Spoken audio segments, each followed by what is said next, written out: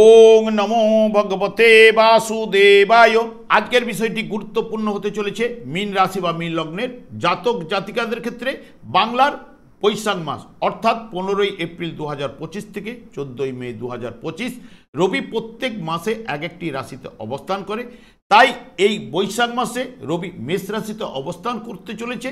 মীন লগ্ন বা মীন রাশির জাতক জাতিকারা 15ই এপ্রিল 2025 থেকে 14ই মে 2025 পর্যন্ত আপনারা কিরূপ ফল পেতে চলেছেন তা আমি বিস্তারিতভাবে আলোচনা করব।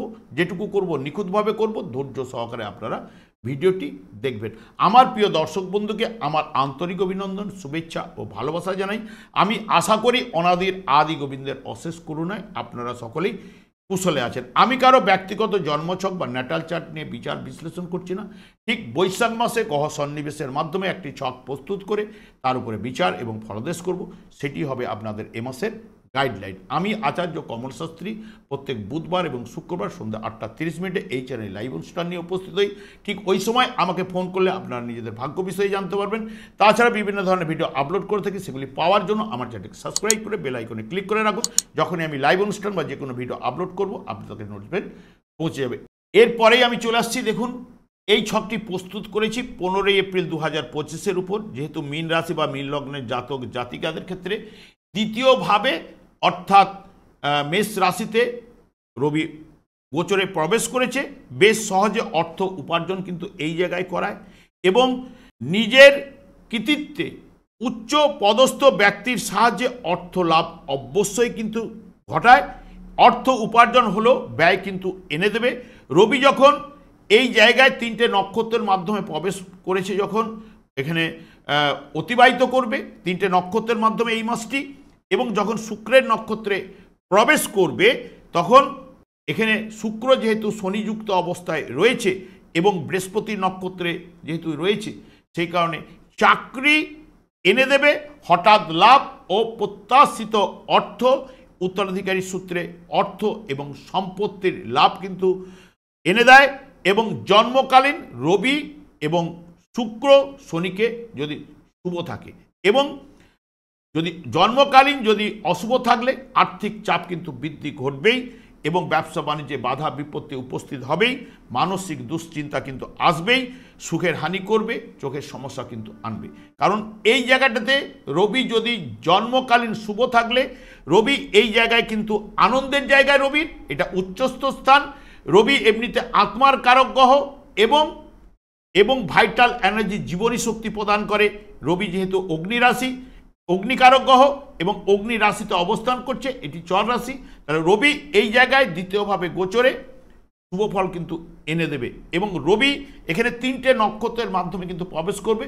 যখন অশ্বিনী নক্ষত্রে যখন প্রবেশ করবে, অশ্বিনী নক্ষত্রের অধিপতি গ্রহ কেতু, কেতু কিন্তু নিজস্ব ফলদান করতে পারে না, মূল ফল এনে দেবে এই রাশির অধিপতি গ্রহ মঙ্গল। তাই জাতক জাতিকাদের মধ্যে উদ্বেগের দিকটা কিন্তু কিছুটা হলো বাড়বে এবং জাতক বা জাতিকা আকৃষ্ট হবে সেই সব কাজে, যেই সব কাজে সাহস বিচার বুদ্ধির পরিচয় দিতে হয়।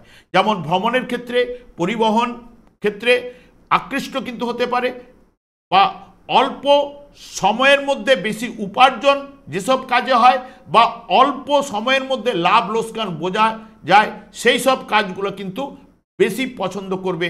যেমন যানবাহন, চিকিৎসক, শেয়ার কেনা বেচা, লটারি, ব্যাংকিং প্রভৃতি কাজে কিন্তু যুক্ত করাবে।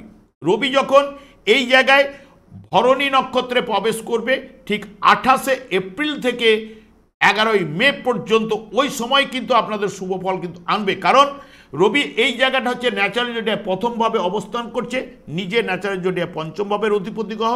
শুক্রও কিন্তু দ্বিতীয় এবং সপ্তম ভাবের ন্যাচারাল জোডিয়ায় অধিপতি গ্রহ এখন আপনাদের রাশি বা লগ্নভাবে তুঙ্গস্থ অবস্থায় অবস্থান করছে।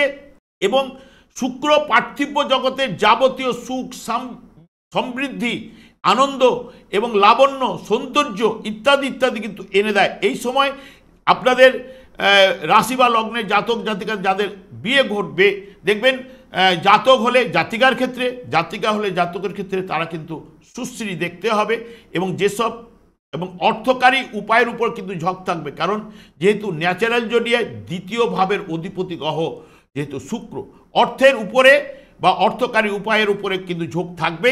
যেসব কাজগুলো বেশি পছন্দ করবে যেসব কাজে সাহসিকতা এবং শক্তির পরিচয় পাওয়া যায়, যুদ্ধবিদ্যা বলুন, অস্ত্রশস্ত্র নির্মাণ বলুন, কূপ খনন বলুন বা সেতু নির্মাণ বলুন, যন্ত্রবিদ্যা ইত্যাদি ইত্যাদি বিষয়ে কিন্তু ঝোঁক থাকবেই।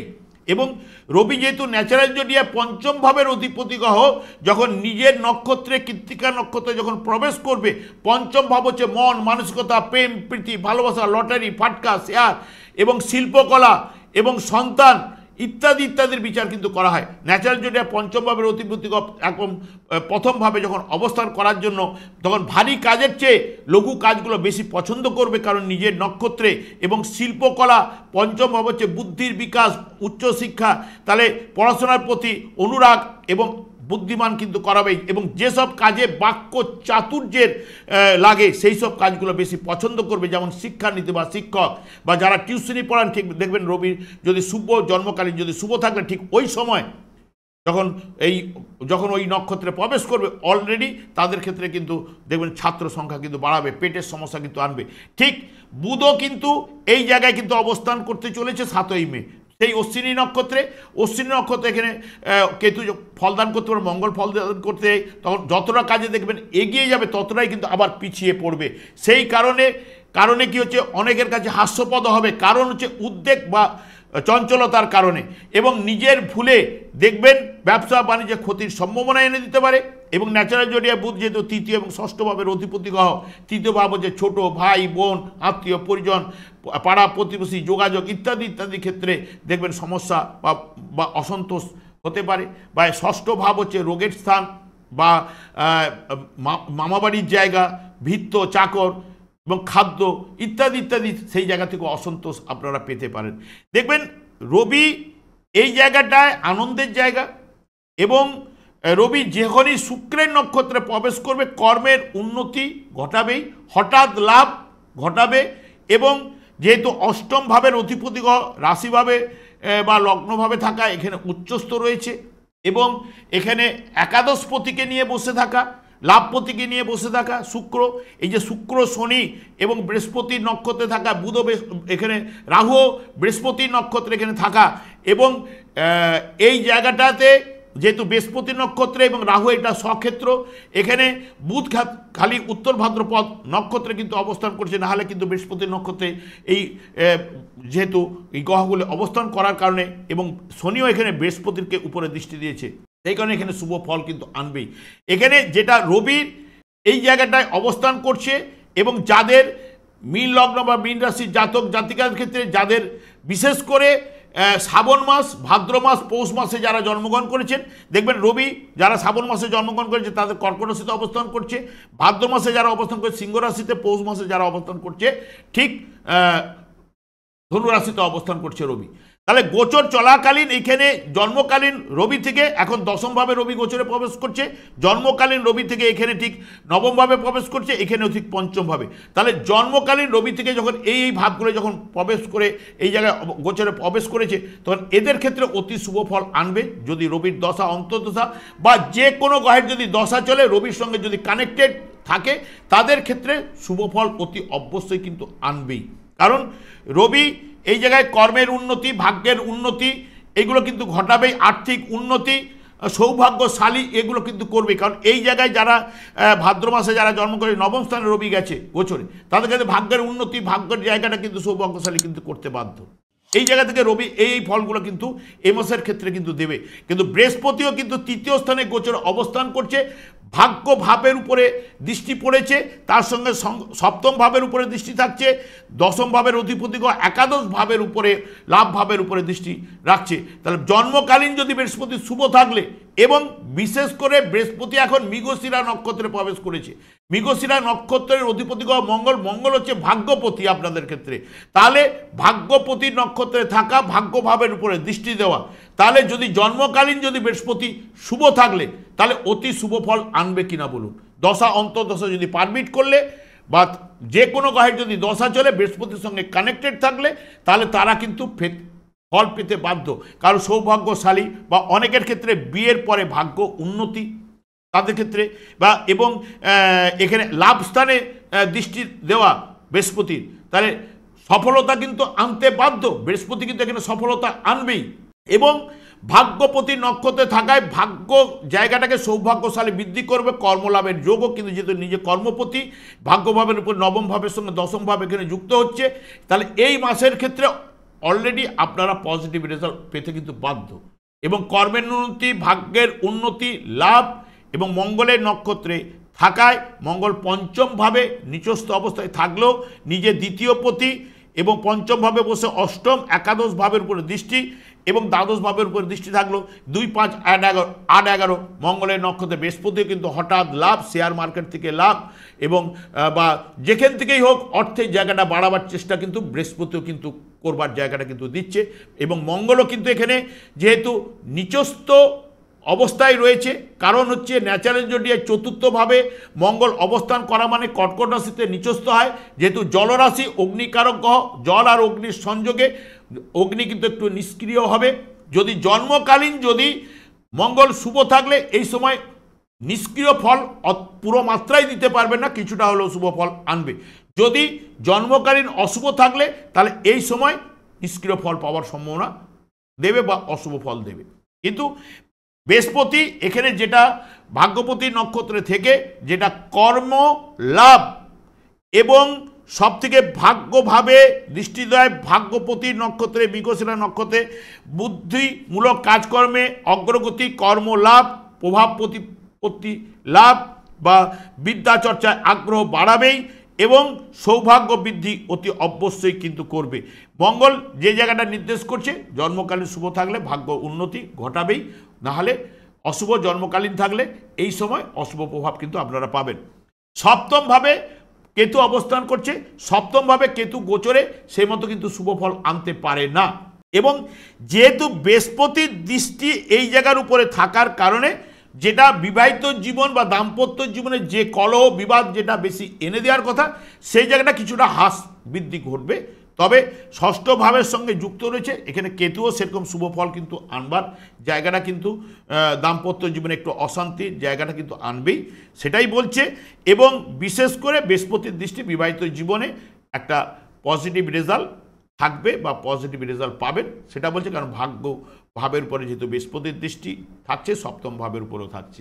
এবং যেহেতু এখানে রাশি বা লগ্ন ভাবে এতগুলো গ্রহের সংযোগ, তবে একই ক্যাটাগরির প্ল্যানেট লগ্নভাবে বসে থাকা এবং আপনাদের যেহেতু 7.5 চলছে, তবে এই মুহূর্তে যেহেতু রবি তুঙ্গস্থ অবস্থায় রয়েছে এবং আপনাদের রাশিপতিও যেহেতু ভাগ্য ভাবের উপরে ভাগ্যপতি নক্ষত্রে থাকায় এই মাসের ক্ষেত্রে অতটা কিন্তু অশুভ প্রভাব শরীর 7.5 কিন্তু আপনারা পাবেন না, এইটুকু আপনাদের বলতে পারি। কারণ যখন গ্রহগুলা এদিক ওদিক হওয়ার পরেই তারপরে আপনাদের 7.5 মে মাসের থেকেই আপনারা পেতে লাস্টের দিক থেকে পেতে শুরু করবেন।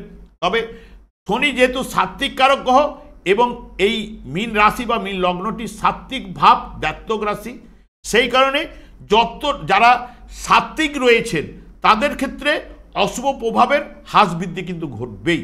হ্যাঁ, কিছুটা হলেও যেহেতু এই জায়গায় রাশিভাবে প্রবেশ করলে কিছু না কিছু অশুভ প্রভাব শনিদেব দিয়ে থাকে, সেটা কিন্তু সবাই কিন্তু ভোগ করবে। কারণ শনিদেব এই শনিদেব হচ্ছে শনির ঢাইয়া এবং শনির 7.5 মানুষ কিন্তু চেনায়, কারণ তখন মানে সোনার মধ্যে যে খাদ থাকে সেই খাদটাকে নিষ্কাশন করলে খাঁটি সোনা তৈরি করে, সেই কারণে ভাগ্য বিধাতা পোস্টিং করায় এবং সেই মুহূর্তে গোচর চলাকালীন তাকে সেই মতো ফলগুলো পাওয়ার জন্য তাকে দেয়। তবে যাদের দশা অন্তর্দশা যাদের চলবে তাদের ক্ষেত্রে শনির 7.5 প্রভাব তারা কিন্তু বেশি মাত্রায় কিন্তু পাবেন, এটা কিন্তু মাথায় রাখবেন। কিন্তু অন্য কোনো গ্রহের দশা অন্তর্দশা যদি চললে কিছুটা হলেও প্রভাব হ্রাস বৃদ্ধি কিন্তু ঘটবেই, এটা মাথায় রাখবেন। তবে যারা সাত্ত্বিক রয়েছেন তাদের ক্ষেত্রে পজিটিভ রেজাল্ট অনেকটাই আসবে। তবে একটা কথা আমি বলি, আপনাদের ক্ষেত্রে এ মাসে ভাগ্যের উন্নতি, সৌভাগ্যশালী আর্থিক উন্নতি, কর্মলাভের যোগ এবং আর্থিক উন্নতি তো থাকছে এবং অনেক জায়গা থেকে বড় পরিবর্তন এ মাসে কিন্তু আপনারা পাচ্ছেনই। যত যাই হোক না কেন বৃহস্পতি আপনাদের রাশিপতি বা লগ্নপতি ভাগ্যপতি নক্ষত্রে এবং ভাগ্যভাবের উপরে দৃষ্টি, লাভ ভাবের উপরে দৃষ্টি। বৃহস্পতি একাই যদি মনে করে জন্মকালীন যদি শুভ থাকলে তাদের ক্ষেত্রে বড় পরিবর্তন কিন্তু আনবেই। এবং তার সঙ্গে সঙ্গে যারা জন্মকালীন বৃহস্পতি যদি এই জায়গায় থাকে বা এই জায়গায় যদি যাদের বৃহস্পতি রয়েছে, অতি অবশ্যই, কারণ এই জায়গায় যারা জন্মকালীন বৃহস্পতি রয়েছে তাদের থেকে নবমভাবে বৃহস্পতি গেছে, এই জায়গা থেকে পঞ্চমভাবে গোচরে বৃহস্পতি রয়েছে, তাদের যদি বৃহস্পতি দশা অন্তর্দশা চললে সৌভাগ্যশালী, আর্থিক লাভ, হঠাৎ লাভ, শেয়ার থেকে হোক যেখান থেকে হোক একটা লাভ বা অর্থ সম্পত্তি লাভ, কর্মলাভের যোগ ইত্যাদি ইত্যাদি বিষয়ে বৃহস্পতি ন্যাচারাল শুভকারক গ্রহ অতি অবশ্যই কিন্তু পাবেনি। অনেকে বলেন আমাদের কিন্তু মেলে না, আপনারা বকবক করেন মেলে না, তাদের ক্ষেত্রে একটা কথাই বলবো, তারা মেলাবার চেষ্টা করেন না। কারণ যেভাবে আমি বুঝিয়ে বলার চেষ্টা করি, আমি 30 বছর এই লাইনেই রয়েছি এবং যেটা রিসার্চ করে পেয়েছি সেটা আপনাদের কাছে তুলে ধরি। কারণ দেখবেন যাদের আপনারা দশা অন্তর্দশা আগে দেখবেন আপনাদের কি দশা অন্তর্দশা চলছে, সেই গ্রহটা যদি শুভ থাকলে বা এই যে আমরা যে বলে যাচ্ছি, যদি এই যে বৃহস্পতির দশা অন্তর্দশা যদি এই মুহূর্তে যাদের চলবে, জন্মকালীন যদি শুভ থাকলে শুভ ফল পাবেনই অতি অবশ্যই, অশুভ থাকলে অশুভ ফল পেতে বাধ্য। সেই কারণে আপনারা যেটা বলে যাচ্ছে সেটাই আপনারা মুখস্থ করে নেন বা শুনে নেন, কিন্তু তাও টেনে টেনে শোনেন। এই জায়গাটাকে আপনারা বিরত থাকুন, পুরোটা শোনার চেষ্টা করুন এবং বোঝার চেষ্টা করুন। কারণ দশা অন্তর্দশা অনুযায়ী ফল পাবেন, কারণ কার দশা কি চলছে আমরা এখান থেকে কিন্তু জানতে পারবো না। কারণ বর্তমানে আমরা যে আকাশের গ্রহ যেভাবে ঘূর্ণনে ঘুরছে সেই অনুযায়ী আমরা ফলাদেশ করছি। কারণ কারো জন্মকালীন গ্রহটা কেমন রয়েছে সেটা কিন্তু আমরা পাচ্ছি না, এবং দশা অন্তর্দশা যেটা চলছে সেই কারণে আমরা পাচ্ছি না। সেই কারণে আপনারা বলেন, কারণ আপনারা দশা অন্তর্দশা অনুযায়ী প্রত্যেকে কিন্তু সেই সময় ফলটা পাবেন। শুভ দশা চললে শুভ ফল পাবেন, অশুভ দশা চললে অশুভ পাবেন।